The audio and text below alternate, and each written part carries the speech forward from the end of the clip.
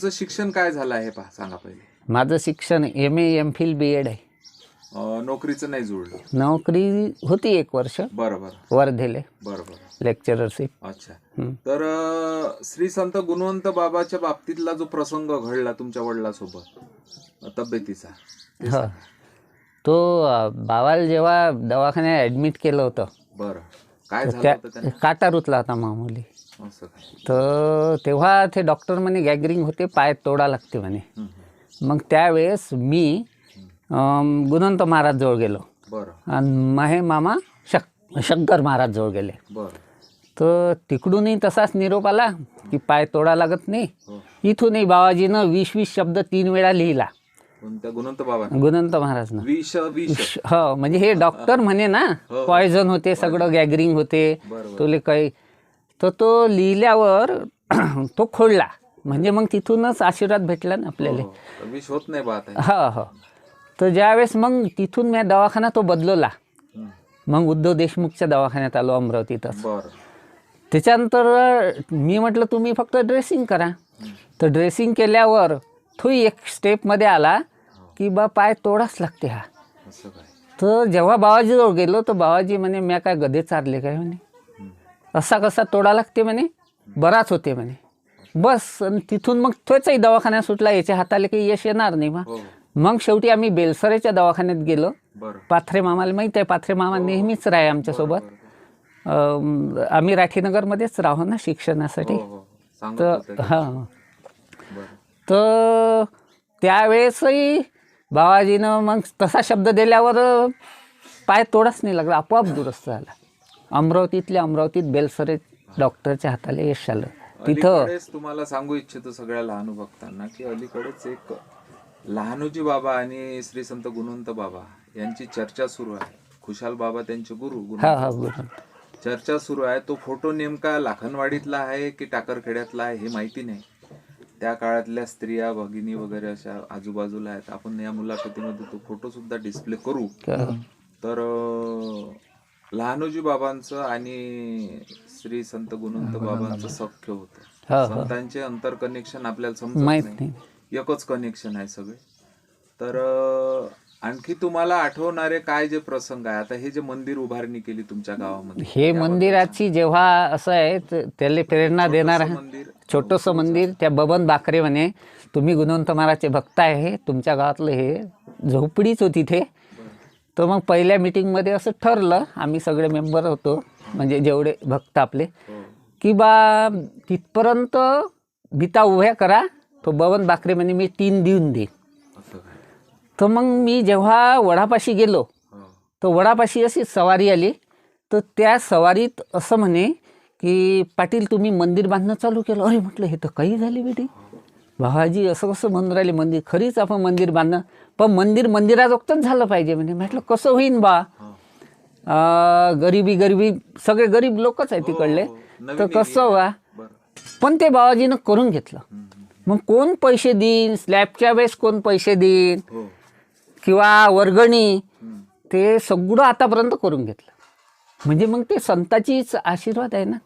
कळस वगैरे झाला. हा, घोंगड झालं, कडसारोहणाची पूर्णाची पोळी केली आम्ही, तेही सक्सेस झाली. कधी झाली उभारणी त्या मंदिराची? त्याला 11 वर्ष पूर्ण झाली आतापर्यंत. हो हो, गती झालं थोडंसं, जशी आपली वर्गणी आहे. सुवर्ण टाकाचा प्रसंग कसा झाला? सुवर्ण तर त्या लहानूजी महाराजनं जसं सांगितलं की बा कळस टाकता तुम्ही त्याच्यावर, तो पितळी, त्याच्यावर सोनं चढवा लागते थोडंसं, काही ना काही. स्वप्न दृष्टांत. हा हा. तर मग मी म्हटलं बाची इथं कोण आपल्याजवळ देणगी एवढी मोठी, कसं काय होईन एवढं सोनं टाकणं त्याच्यावर.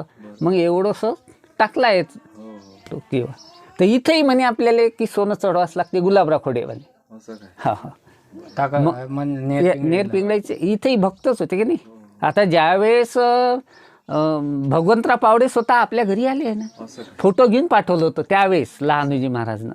तर तिथे तुम्ही आता सध्या बाबाजीचा फोटो ठेवला आहे मंदिरात? हो, लहानूजी महाराजचा फोटो आहे ना.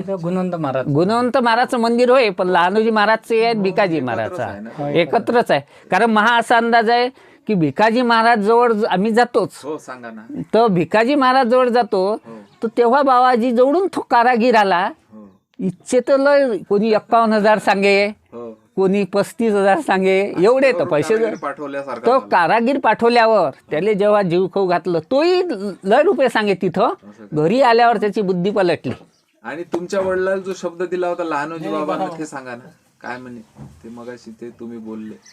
कोणचा? लहानोजी बाबा असे असे म्हणे बा वडिलाला.